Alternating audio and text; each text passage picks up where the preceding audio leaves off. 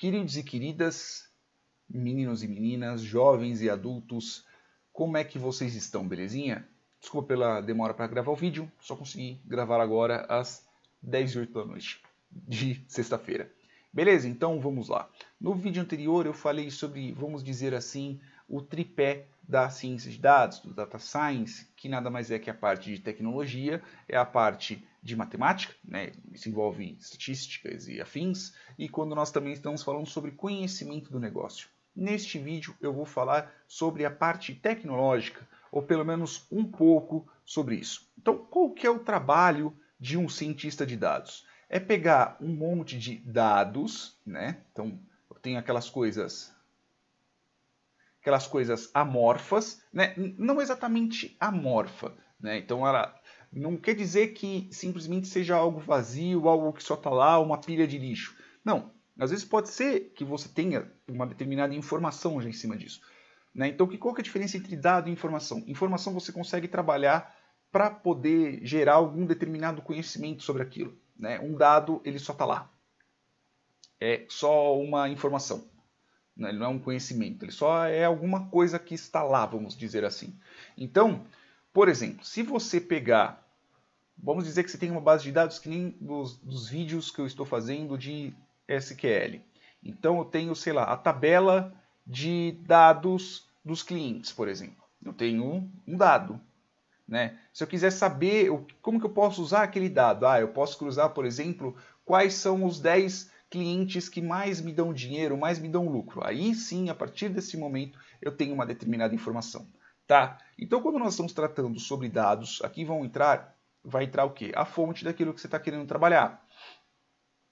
Por exemplo, você é um cientista, você é uma pessoa bem curiosa, você quer saber, por exemplo, como é que estão os tweets, né? Tô trabalhando com o Twitter mesmo, como é que estão os tweets, como está a polarização do tweet sobre determinado assunto. Vamos dizer, sei lá, eleições. Quem é que está querendo votar no Bolsonaro? Quem é que está querendo votar no Haddad?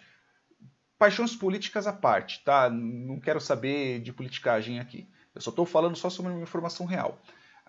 Por exemplo, quem é que gosta mais de Pepsi? Quem é que gosta mais de Coca-Cola? Quais são as pessoas que estão mais relacionadas a votar, por exemplo, no fulano de tal, no Big Brother ou em ciclano? Né? Então, assim, eu tenho um monte de dados, que são os tweets que estão rodando dentro da plataforma do Twitter, e eu vou criar uma informação. Qual que é a informação? A informação ao qual eu preciso. Eu preciso saber quais são as pessoas que estão tweetando a favor do Bolsonaro contra ele, quem estão tweetando a favor do Lula contra ele, quem está falando sobre Coca-Cola, quem está falando sobre Pepsi, entendeu? Tipo, a informação é aquilo ao qual você está querendo obter. Então você tem aquele monte de dados. Aí a partir deste momento você vai fazer o quê? Você vai fazer um tratamento destes dados. Né? Então você vai transformar estes dados, né? Você vai passar por um determinado tratamento, esse bendito aqui, que é para poder ficar mais bonitinho. Né? Então você vai fazer um tratamento. Tratamento. Então como que você faz esse bendito desse tratamento? Você pode utilizar de várias ferramentas. Né? Você pode programar na mão. Você pode copiar e colar e mexer, por exemplo, no Excel. Você pode usar uma linguagem de programação e poder fazer esse trabalho um pouco mais automatizado. Você pode usar algumas ferramentas, como as ferramentas de ETL, né? Extração, tratamento e carga. Né? Então você vai extrair de um determinado lugar um site, uma base de dados, um site público, um monte de e-mails ao qual você tem recebido, por exemplo. Você vai tratar aquela informação, você vai tratar aquele monte de dados, ou seja, você vai pegar só aquilo que você deseja, só aquilo que você quer, e logo depois você vai carregar. Carregar onde? Você vai carregar em um determinado lugar. Uma base de dados, uma planilha, em uma planilha em Excel, algo em CSV, que são informações que são... meio que um Excel, né? Você consegue carregar ele no Excel e é separado por colunas e linhas, né? E assim por diante. Então, logo depois que você realiza esse determinado tratamento, né? Logo depois disso, quando você tem aquelas informações que são tratadas, que você precisa, né? Logo depois disso, você transforma isso em, né? Não tão torto assim, você transforma isso em informação. E quando eu digo informação, galera, informação é aquilo que você precisa. Então a sua informação é saber, como eu havia explicado, quais são as preferências das pessoas, quais são as cores das roupas que elas compram. Quando, por exemplo, uma pessoa vem na minha loja de roupas, ela compra uma camiseta, ela leva mais algum outro produto? Veja que aqui eu entro na parte de informação, né? E às vezes, nem sempre você consegue trabalhar com isso na mão. É meio difícil você trabalhar, por exemplo, você tem muita informação, você tem anos e anos de informação na sua empresa, você tem gigas e gigas, às vezes até mesmo teras de informação. Não dá para você ficar fazendo na mão ou você ficar trabalhando através de um select ou alguma coisa do tipo. Né? Então existem outras ferramentas, é aí que entra o machine learning, é aí que entra as partes mais complexas. Né? Mas se você pode estar se perguntando para mim, da onde que eu começo?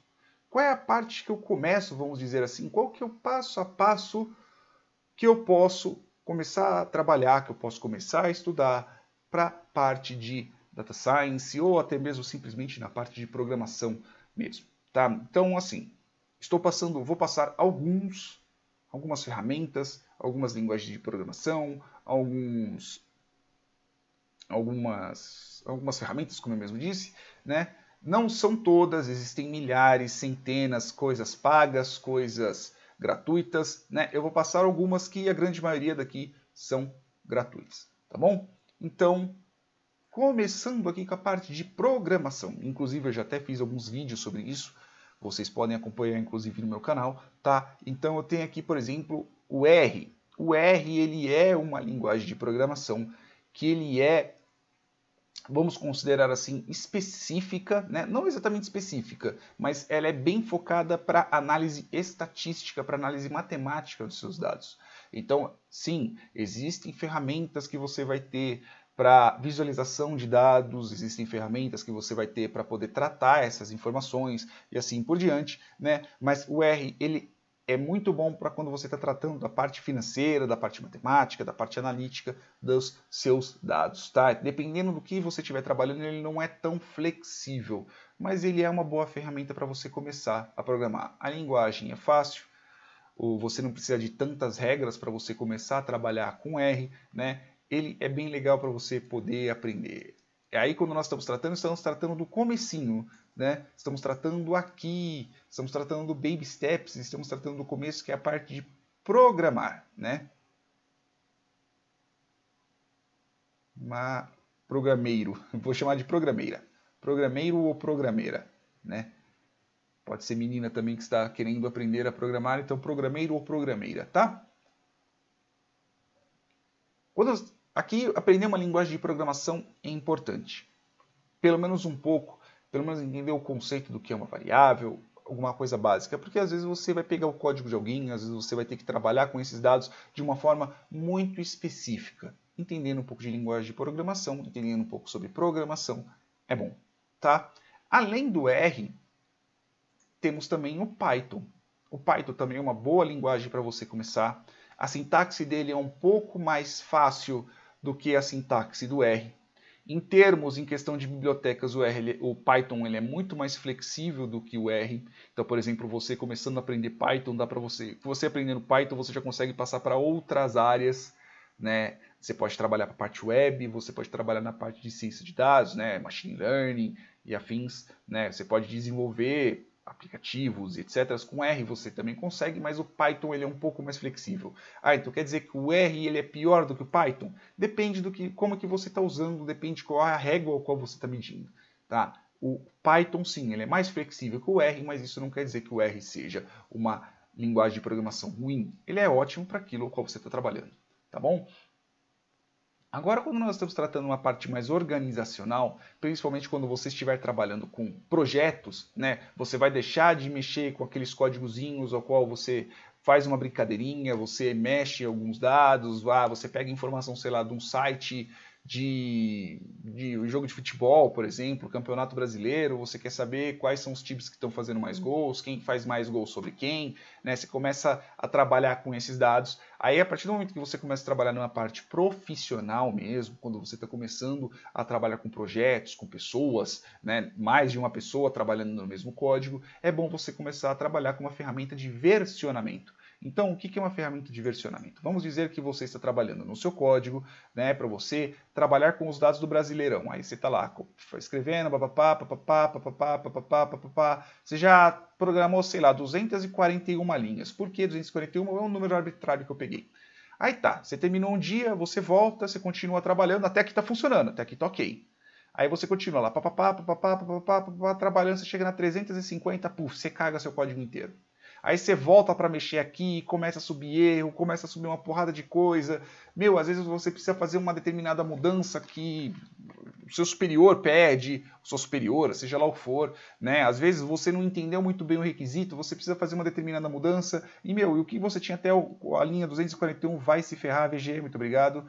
Até a linha que você tinha, o 241, estava funcionando, depois disso não está mais. Meu, você cagou seu código inteiro. Putz, como é que eu vou voltar? Você não volta porque você só tinha um arquivo. Então, é para isso que nós temos uma ferramenta de versionamento. Então, você vai terminar o seu código, você vai terminar até aquela determinada parte, você vai falar, olha só Git, ou outra ferramenta, um subverso, seja lá qual for. Olha Git, até aqui tá bom. Então, você salva esse pedaço, eu continuo trabalhando nisso, né? Putz, deu merda, o código não está funcionando. Eu vou voltar essa versão que é da linha até 241 para cá. Ah, cheguei até a linha 350, eu vou salvar essa informação, vamos dizer assim que sobrescreve. Aí o Git vai falar assim, ó, a linha 230, a linha 148 e papapá, você está fazendo mudanças aqui, aqui, aqui, tá certo? Tá, então eu guardo caso você precise, eu tenho as outras versões, as versões antigas, as versões que vai até a linha 241, a versão que vai até a linha 350 e assim por diante, tá? Ah, às vezes o fulano, a ciclana que está trabalhando com você, está fazendo o mesmo projeto, ela precisa colocar determinados códigos ali. Ah, ela estava trabalhando na análise do Corinthians, fulano estava trabalhando na análise do Cruzeiro e você está trabalhando na análise do Santos e aí vocês precisam juntar essas determinadas informações num único projeto. O Git ajuda.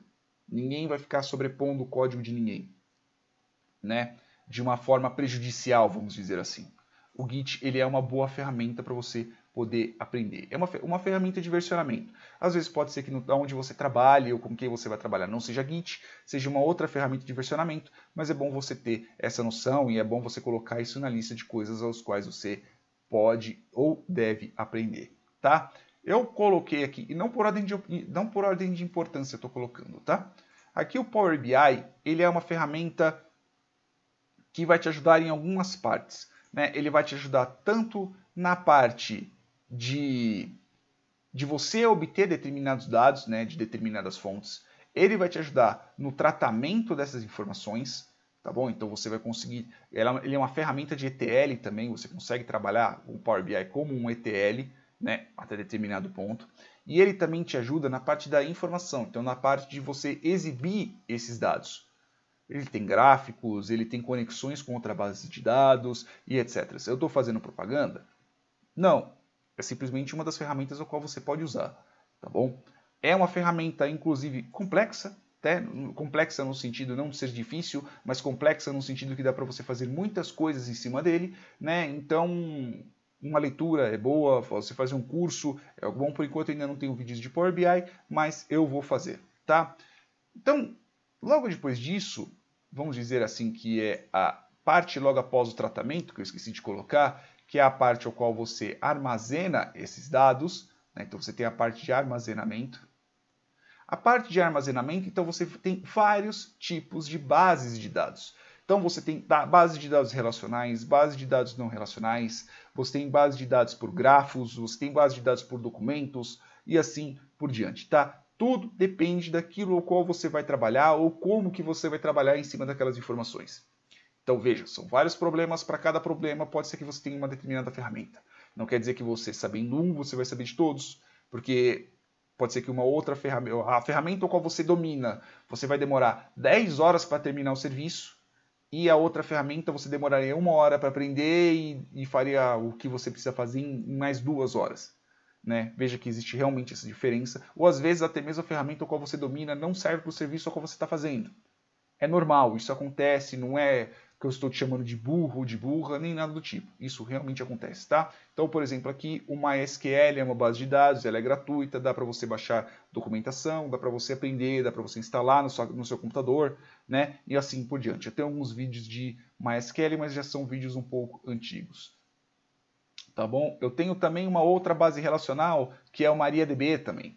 Você consegue usar também o MariaDB, baixar no seu computador e você consegue trabalhar em cima dele. Uma outra ferramenta, só que essa daqui já não é uma base de dados relacional, ela já é uma base de dados de documento, né? Eu tenho vídeos falando sobre isso, é o MongoDB. O MongoDB também você consegue trabalhar dependendo do que você estiver fazendo. Ele é bom, por exemplo, para você trabalhar numa estrutura de dados relacional? Não, é melhor você usar uma base de dados relacional. Dá para você usar o MongoDB para isso?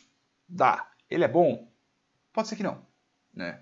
Então, não é só porque você tem um martelo que todo parafuso é um prego, que tudo se transforma num prego. Né? Uma outra base relacional, isso já tem bastante vídeos falando sobre isso, é o SQL Server. Veja que ele tem a base SQL nisso, né? O SQL, que é, vamos dizer assim, uma estrutura de linguagem ao qual você usa para você poder selecionar esses dados. Você aprendendo um SQL, você aprendendo MySQL, dificilmente você vai apanhar em outras ferramentas de base de dados relacionais. Tá? É meio que uma linguagem, vamos chamar assim, universal. Existem as suas particularidades, principalmente determinadas funções, determinadas coisas que você solicita, algumas funções, por exemplo, de texto, e assim por diante, vai ter cada uma em determinado fator, determinado processamento, né? Então vai depender muito do que você está trabalhando. Então às vezes pode ser também que a informação ao qual você tem é um volume muito grande, ele vem em uma velocidade muito alta e você tem uma variedade dessas informações muito grandes. Então, eu vou dizer assim, por exemplo, você trabalhar no Google para você indexar, quem não sabe o que é indexar, porcamente traduzindo, é você criar um número para um determinado site, né, ao qual você consiga buscar aquela informação de uma forma rápida. Né? É bem por cima o que é indexação, tá? Você pode usar um Hadoop, que ele é uma infraestrutura, né, ao qual você consegue distribuir processamentos em vários computadores. Então, o que demoraria um século para processar no seu computador, dependendo do cluster, ou seja, a organização de computadores que você tem no seu site, na sua empresa, seja lá o que for, você consegue processar isso daí em, sei lá, em dias ou horas. Beleza? Então, Hadoop é uma ferramenta boa ao qual você pode aprender. Agora, quando você está tratando, por exemplo, sobre machine learning, quando você está tratando sobre este tipo de passo, né? Quando você já está chegando nesse passo, que é quando você já tem as informações, você já tratou as informações as quais você precisa, né? E agora você precisa agrupar esses dados, você precisa fazer uma análise preditiva, ou seja, o que pode acontecer, você tem que fazer uma análise... eu esqueci o outro nome, que é simplesmente você exibir qual que é a tendência daquilo que está tendo, como é que aqueles dados se agrupam, como é que você faz, por exemplo, uma regressão, uma classificação, uma clusterização, que nem está escrito aqui. Você pode usar uma ferramenta que é, por exemplo, do Python, que é o Scikit-learn. Você tem a ferramenta do Google, que é o TensorFlow, também, que é uma ótima ferramenta para vocês aprenderem a parte de Machine Learning. E aqui nós também temos a parte de Deep Learning, que é o Keras, né? Para cada problema você tem uma determinada ferramenta, tá bom? Então, assim, a gama de conhecimento ao qual você pode ter na parte de tecnologia é uma gama de conhecimento muito grande. É lógico que são conhecimentos não exatamente para você desenvolver aplicações, né? Você pode desenvolver com isso, mas o importante é você resolver problemas e você obter informações sobre aquele monte de dados aos quais você tem. Beleza? Espero que vocês tenham entendido. Desculpa pelo vídeo ter ficado longo, mas eu espero que fique bem claro para vocês a parte, vamos dizer assim, como que vocês podem começar, principalmente na parte de tecnologia. Tá bom, meus amores? Beijos na bunda, beijos calorosos na bunda de vocês e até o próximo vídeo.